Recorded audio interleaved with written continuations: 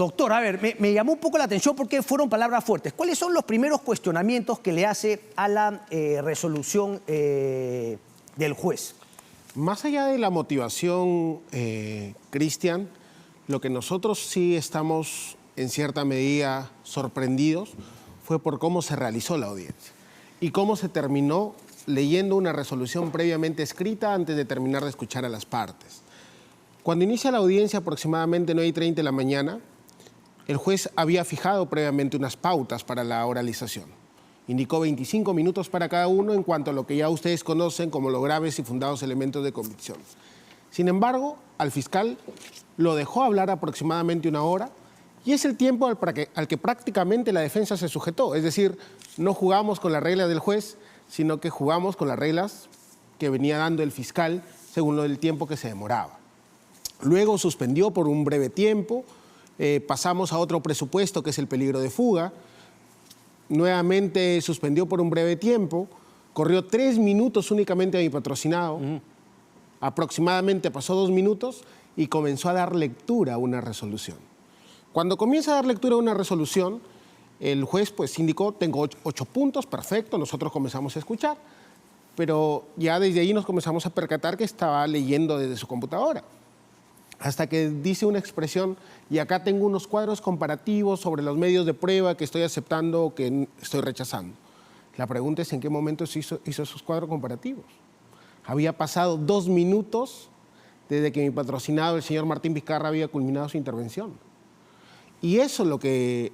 O sea, usted plantea que finalmente sí se le escuchó, pero no se evaluó, no se puso, no se valoró. Pero no solo producto de lo que te estoy señalando, sino porque además cuando uno ya lee la resolución, no ha existido ninguna valoración sobre los cuestionamientos que nosotros realizamos a la imputación, no ha existido ningún pronunciamiento sobre que la sentencia de colaboración eficaz que han sostenido esta prisión preventiva no están incorporadas en juicio oral, no ha existido ningún pronunciamiento sobre... ¿Cuál es esa colaboración que no está incluida en el juicio oral? Ninguna de las sentencias de colaboración eficaz están incluidas en juicio oral.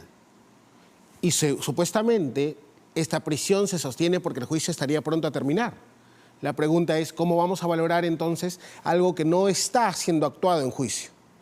Esos son cuestionamientos muy importantes. Y parte del debido proceso, déjame acá, por favor, ser un poquito más técnico, es la manifestación de ser oído, ¿no? El derecho a ser oído, que forma parte justamente del contenido esencial de la garantía del debido proceso. ¿Y qué implica este derecho? Que primero te escuchen y sobre la base de lo que te escuchen, el juez dé respuesta a tus alegaciones. ¿Ha dado respuesta a las alegaciones? No, pero por sobre todo, por cómo se realizó esta audiencia, refleja que tenía una resolución previamente redactada. Me queda claro que no se le escuchó ni a usted ni al fiscal. No, yo creo que al fiscal se le escuchó tampoco tenía el tiempo, doctor, para haber justamente hecho esos cuadros comparativos y que haya influenciado lo que dijo el fiscal. Pero es que es distinto, Cristian, ¿sabes por qué? Porque cuando el fiscal formula su requerimiento de prisión o cualquier medida de coerción, medida de impedimento de salir del país, comparecencia restrictiva, lo formula por escrito. Eso es una obligación. En cambio, las defensas no tienen esa oportunidad. Uno puede presentar los elementos de convicción. No era una única audiencia, había unas previas. No, pero ese es otro tema, porque luego se cambió la pretensión. Okay. Recuerda que la primera audiencia que ocurrió en junio de este año fue un requerimiento de prisión preventiva. Y nuestro principal cuestionamiento era uno de carácter procesal. ¿Cómo vas a pretender una prisión preventiva autónoma sin que varíes la regla, o mejor dicho, la comparecencia simple que está vigente? La Sala Superior se dio cuenta de ese gravísimo error. Y pese a que se da cuenta de este gravísimo error, le dice al juez, para anular la sentencia, por favor, analízalo desde el punto de vista del principio de variabilidad, es decir, que va a variar la comparecencia. ¿Qué hace el fiscal luego de eso? Por escrito dice, sí, me he equivocado, por favor, esto es una variación, ya no es una prisión preventiva. Y todos esos escritos, si bien es cierto, se nos corre traslado, son formulados por escrito por el fiscal. Nosotros evidentemente absolvemos, pero... Pero todo eso, digamos, ¿usted cree que justifica ir por un tema de prevaricato? Es decir, el juez, no, digamos... pero ese no es el tema del prevaricato. El tema del prevaricato es un tema distinto. ¿Luz Taquire? No, tampoco, no tiene nada que ver eso con el prevaricato. ¿Cuál sería justamente por lo que usted piensa o ha dicho que denunciaría al juez por prevaricato? Este tema es una cuestión en lo que nosotros consideramos que evidencia la falta de imparcialidad judicial, lo que además estaría acompañado de unos posibles conflictos de interés, ¿no? Pero el tema del prevaricato es un tema distinto. Ok, entonces, déjame entender. Entonces, primero es el tema de que usted siente de que finalmente no se le escuchó y que habría entonces No se nos escuchó, ni a mi persona, ni al señor Martín Vizcarra Cornejo, a quien únicamente se le dio 3 minutos frente a una pretensión fiscal que requería su internamiento. Y segundo era el conflicto de intereses que tendría justamente el señor Chávez Tamariz. Chávez Tamariz, porque su esposa, Luz Taquire, es miembro de la Fiscalía de Lavado de Activos. Correcto. ¿Ok? Correcto. A ver, y su superior jerárquico es Rafael Vela, o era Rafael Vela. Era Rafael Vela. Pero acá hay un punto importante, que esta persona es la que ha participado en la audiencia de apelación que dio lugar a la anulación de la primera resolución que denegó la prisión preventiva. Ok, solamente para entender, Rafael Vela al final lo sacaron de lavado de activos, lo dejaron solamente como coordinador del equipo Lava Jato, y Luz Taquire trabaja para lavado de activos. Y se lo pero digo trabajaba con Rafael Vela. Pero Miguel Ángel Girao pide que magistrado sea apartado del juicio y dice el recurso se sustenta en el hecho de que la abogada Luz Taquire, esposa del juez Chávez, integra. Luego, Vladimir Cerrón también dijo que Jorge Chávez Tamariz tenía a su esposa Luz Taquire. Lo dijo también el señor dice, esposo de subalterno de Rafael no aplica ley, resolución se publicó en la prensa antes de que me haya sido notificada, denuncia Humberto Abanto. Es decir, son cuestionamientos que han habido en varios casos. Entonces, pero nuevamente... tienen que existir, es que lo que sucede es que tomar un indicio de un posible conflicto de interés único, evidentemente no da fortaleza al argumento.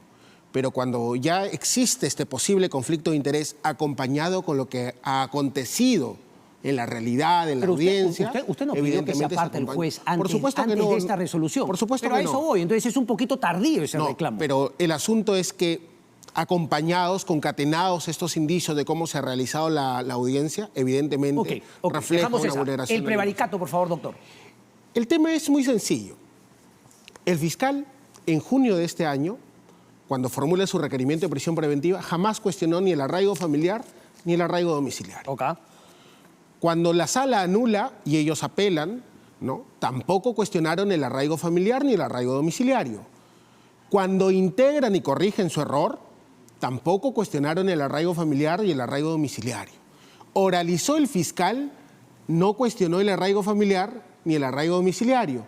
Nos corre en traslado, nosotros decimos que esto no ha sido cuestionado, y en la réplica el fiscal dice, bueno, pero ¿y su familia está en Moquegua? Y el juez le da lugar, pese a que nosotros le decimos, señor juez, esto no ha sido cuestionado. ¿Y sabe lo que nos responde el juez?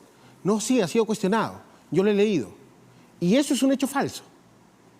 Y sustentar resoluciones y decisiones en hechos falsos, eso sí constituye prevaricato. Porque frente a ello nosotros lo cuestionamos en audiencia, porque nunca había sido cuestionado. Nunca había sido materia de objeción. Pero aquí creo que es importante una aclaración, porque la gente diría, oye, pero aquí justamente el tema del arraigo lo ha sustentado bien, porque él viaja mucho, tiene una dirección en Moquegua. Son cosas distintas. Sí, claro, por eso voy. O sea, usted me habla de un tema de forma, es decir, ¿por qué te pronunciaste de un tema respecto del cual no te habían puesto en el papel? Niegas. Pero claro, dentro de la lógica de un ciudadano dice, oye, pero... Y eso es importante que lo sea, porque lo que no esté en el expediente, en el pedido, no debe ser considerado. Pero la lógica te dice que está bien sustentada esa falta de arraigo, pero nunca debió pronunciarse al respecto. No. Por eso usted plantea el prevaricato, pero ¿verdad? Es que por el contrario, mira. El arraigo domiciliario, por el cual no existió ningún cuestionamiento, nosotros tampoco hicimos cuestionamiento y así se ha dado por probado. Pero por el arraigo familiar, el juez, usurpando prácticamente la función fiscal, dice, oye, ¿sabes qué? Acá no hay arraigo familiar. Pero si nunca había sido cuestionado.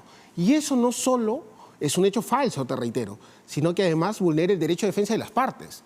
Porque si nunca fue objeto de cuestionamiento, nosotros, ¿por qué teníamos que ofrecer elementos de comisión al respecto? El fiscal tuvo por acreditado, y lo ha señalado en muchos medios de comunicación, que siempre el señor Martín Vizcarra ha tenido una unidad familiar consolidada, todos saben dónde reside en la ciudad de Lima hace muchísimos años, todos saben que sus hijos son estudiantes, todos saben que sus hijos además estudian en Lima. No puede ser posible que se diga que sus hijos residen en Federico Moquegua Salazar y que escribe, estudien en ha leído también, yo elogiado, tengo que ser sincero, él parece que ha leído y dice: la falta de arraigo familiar se basa en que Vizcarra consigna una dirección distinta y lejana a la de su esposa y al menor de sus hijos. Tiene familia, pero el vínculo parece debilitado. ¿Consigna una dirección distinta a la de su esposa y su hijo? Por supuesto que no, mira. La dirección del señor Martín Vizcarra siempre ha sido en la avenida 2 de Mayo. Pero sí, su esposa, por una cuestión de identidad regional, ella es de Moquegua, pero todos saben que reside acá en la avenida 2 de Mayo. Entonces, ¿qué estamos haciendo nosotros para tratar de acreditar No, pero el algo que arraigo nunca fue familiar no cuestionado? parte por justamente cuál sería la casa, sino justamente de que el núcleo familiar esté junto, Están cosa juntos. que le permita sostener al Por juez, supuesto. oye, no se va a ir porque la prioridad es mantener ese arraigo y esa unidad Pero acá- familiar. Pero esto no queda así, porque usted me dice que está aquí en Lima, pero que la mujer está en Moquegua. No. Yo jamás te he dicho eso. Yo te he dicho que la dirección de su DNI está en Moquegua, pero residen juntos acá en la ciudad de Lima, en la avenida 2 de Mayo. Pero otro dato importante. Mira, los dos hijos estudian acá en Lima. No se puede decir porque su dirección está en Moquegua, entonces no están en Lima. Si las universidades en las que justamente ellos cursan sus estudios se encuentran en esta ciudad. Pero más importante, nosotros para intentar acreditar esto, no. Más allá de que nunca fue objeto de cuestionamiento, bueno, nos vemos obligados ahora a presentarlo.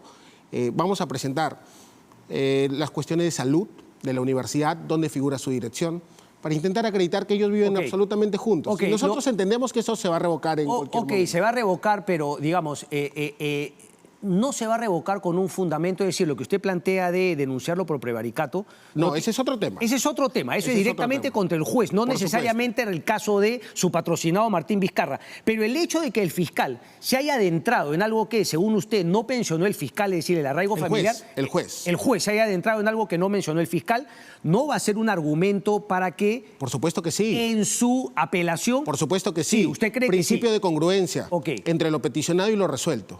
¿Cuándo cree que se pueda ver finalmente esa apelación a esta decisión? Nosotros definitiva? calculamos, porque nos dijeron en la audiencia, finalizada la audiencia, que en una hora a lo mucho nos notificaban. No, nos notificaron al día siguiente, casi Ok. por la noche. Ok.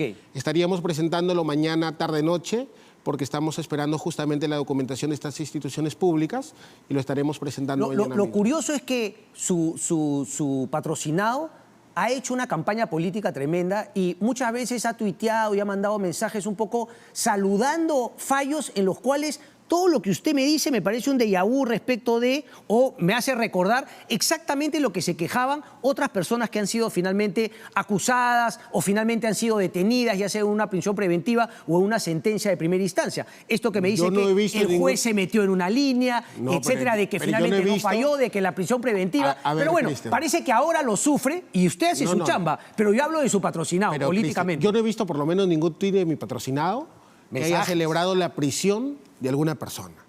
Pero es importante acá también ejemplificarlo, porque esto es muy peligroso. ¿Qué es lo que también ha señalado Chávez Tamariz? Ha dicho, bueno, el señor se le negó la prisión preventiva en el 2021, se le impuso comparecencia restrictiva y como por una ley del Congreso se cesó la comparecencia restrictiva y solo tiene comparecencia simple, prisión preventiva. Qué peligroso para cualquier ciudadano que ha tenido una comparecencia restrictiva y que se le ha cesado estas reglas de conducta por la ley que dictó el Congreso el año pasado. Es decir, con ese razonamiento judicial, todas las personas que ahora tengan comparecencia simple, producto de ese cese de Ok. comparecencia restrictiva, Ok. tienen el Me riesgo imagino que de usted también ir va a a prisión cuestionar preventiva. esta argumentación que se ha cocinado entre líneas de que, claro, ante lo inminente de un fallo condenatorio había que poner a buen recaudo finalmente al acusado. Yo creo que eso ha sido criticado no solo por esta defensa, sino que ha sido criticado por la mayoría de juristas nacionales, Sí. ¿no? Sí. Es un absurdo. Ok. Y además sosteniéndose en las conductas de terceros, de otros procesos penales y no en la conducta del señor Martín Vizcarra. Ok, algo que ha mencionado Juárez Atoche en varias entrevistas, que ha dicho que justamente, digamos, habría habido una deshonestidad procesal. Falso. ¿Por qué? Es una cuestión muy importante. ¿Qué sucede? El 11 de septiembre del 2023, el señor Martín Vizcarra había viajado a la ciudad de Moquegua por motivos laborales. Cuando él regresa... ¿Qué fecha, perdón? 11 de septiembre de 2023. Ok. Cuando él regresa, presenta su escrito y le dice, ¿sabe qué? Mire, yo he estado en estas horas realizando mi actividad laboral y a las 10 de la mañana he ido al colegio Simón Bolívar porque ha estado de aniversario. El fiscal entonces objeta y y dice, ¿por qué ha sido este centro educativo si tú solo tenías que ir a asuntos laborales? Y la jueza termina llamando la atención al señor Martín Vizcarra y le dice, solo limítate a realizar tus actividades laborales. Más allá de este cuestionamiento que yo tengo con lo que indicó esta jueza en su oportunidad, porque nadie cuando realiza un trabajo únicamente se dedica a hacer eso, ¿no? Realiza muchas actividades a la par. Lo cierto es que el propio señor Martín Vizcarra informó de esa situación, acompañó las fotografías y sobre la base de lo que él informó le llamaron la atención. Eso no es deshonestidad, pues.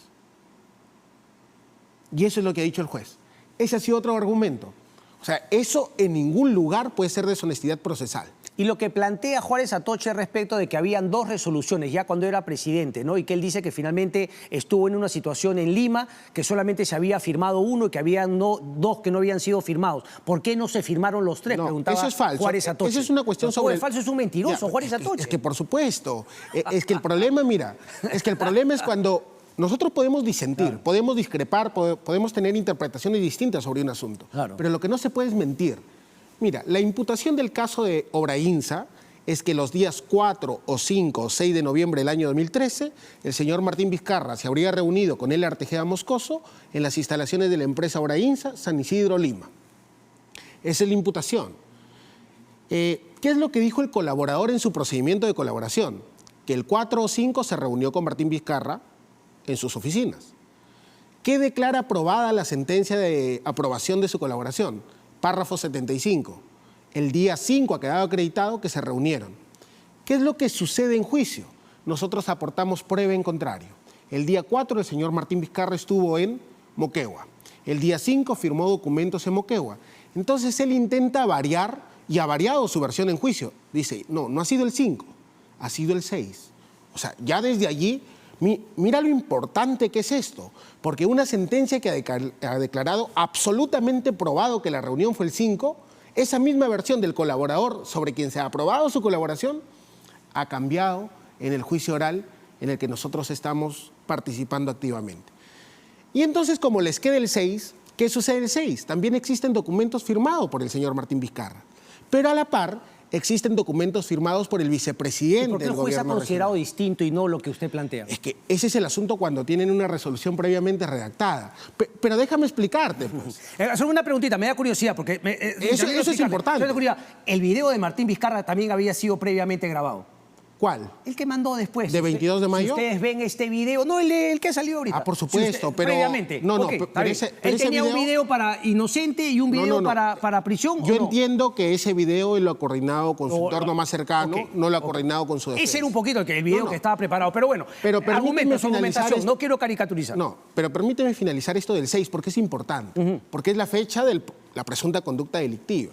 Entonces, como existen documentos firmados por Martín y documentos firmados por el vicepresidente, ¿qué es lo que dice el juez? Bueno, ¿por qué firmó el presidente? No hay una explicación de por qué firmó el presidente.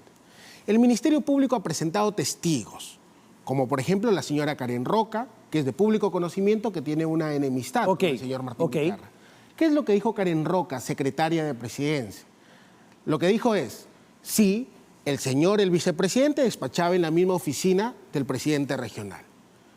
Y cuando el presidente regional, estando en Moquegua, salía a realizar cualquier actividad, el vicepresidente firmaba en su lugar porque había mucha cara. Fue la única que lo dijo, testigo del Ministerio Público.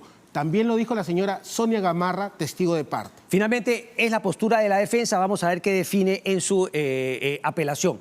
No, pero déjame un ratito más, por favor, y después matamos lo otro porque no lo quiero dejar ir todavía. Vamos al tema de fondo ahora, porque entiendo que hay audiencia este martes ya del juicio oral por cohecho, porque hay otro por colusión, ¿verdad? Eso es un absurdo. Bueno, hay varios absurdos, pero el tema de fondo termina siendo la culpabilidad o no de haber recibido o no una coima a través de cohecho. Pero ¿Usted cree que debieron estar 2? No, pero la determinación de culpabilidad en un Estado constitucional y democrático de derecho, realizarlo bajo las garantías del debido proceso. ¿No? ¿Y qué es lo que sucedió en este caso? ¿Cuál es la garantía del proceso? ¿Que se vean los dos casos juntos? No, es que ¿qué sucedió? Desde la investigación preparatoria fue caso Lomas de Hilo, caso Hospital de Moquegua. Y por el caso 1 imputaron 2 delitos, colusión y cohecho. Y por el caso 2 imputaron también 2 delitos, colusión y cohecho. Llega la etapa intermedia, se separan y por los mismos hechos, hecho 1 y hecho 2, estamos en juicio oral y estamos en etapa intermedia a la vez, en la etapa de control de acusación. Nosotros, solo para finalizar acá, nosotros hemos cuestionado esa situación. Ok. Tenemos tanto el cuestionamiento ya en el Tribunal Constitucional Claro, pero- y tenemos el cuestionamiento en la Corte Suprema que esperamos... En las últimas instancias, quiere decir que en las instancias previas no le han dado la razón Por en su supuesto, pedido. por supuesto. Ok, ahora, veo que se molestó con mi compañero Ramírez cuando le hace la entrevista. ¿No eran amigos acaso? O, digamos, confundió en maximizar y decir grandes amigos con Hernández. No. Lo que mi patrocinado me ha señalado es que no eran grandes amigos. Ok, Creo pero- que él me dijo, tuvo una palabra, ¿no? Ok, pero independientemente de si eran grandes amigos o no, lo que queda claro es que según los chats, ¿ustedes reconocen los chats como ciertos? Eso es lo que ha sucedido también y es una irregularidad que nosotros estamos cuestionando. Porque el Ministerio ¿Cuál sería la Público... irregularidad, doctor? Por supuesto. El Ministerio Público obtiene esos registros en febrero del año 2022. Culmina la investigación en diciembre de 2022, acusan en julio del 2023 y luego de que acusan, notifican el levantamiento del secreto de comunicaciones. Si eso no es una irregularidad, no sé qué lo puede hacer. Pero nuevamente, seguramente, si usted lo dice, pero finalmente el proceso ha continuado. Pero usted se queda en temas de forma. Claro, la forma puede ser igual de fondo. El proceso ha continuado y muchos procesos usted luego dice son que se ha declarados conseguido, nulos. ¿Ah? Usted dice que se ha obtenido irregularmente por los plazos, fuera de tiempo, pero no niega la realidad de los Es chats. que el señor Martín Vizcarra tampoco tendría la forma como corroborarlo. Apelando a su memoria nada más. No, es que eso es absurdo, ¿no? ¿Quién recuerda todas las conversaciones que ha tenido con una persona? Máxime es que si son conversaciones muy Uno escuetas. recordaría que fue dentro del contexto en el cual Martín Vizcarra pasó a ser presidente de la República, porque el señor Hernández, según sus chats, hacía de intermediario con la bancada de Fuerza Popular para sacar a PPK. Se acordaría también de un Esos tema tan complejo Esos como chats no están en el proceso. un ¿ah? tema tan complejo, pero por eso le digo, entonces, ustedes sí reconocen, más allá de que estén o no en el proceso, porque finalmente es un tema judicial, pero es un tema Es político. que nosotros no podemos por su- reconocerlo si no se han respetado los derechos. Nosotros tenemos y queremos y pretendemos es participar justamente, por ejemplo, en la extracción de esa información. Se han realizado actas de vinculación sin presencia de las partes. Te reitero, sí estamos en juicio, estamos avanzando pese a nuestros cuestionamientos, pero estoy seguro que el tiempo nos dará la razón.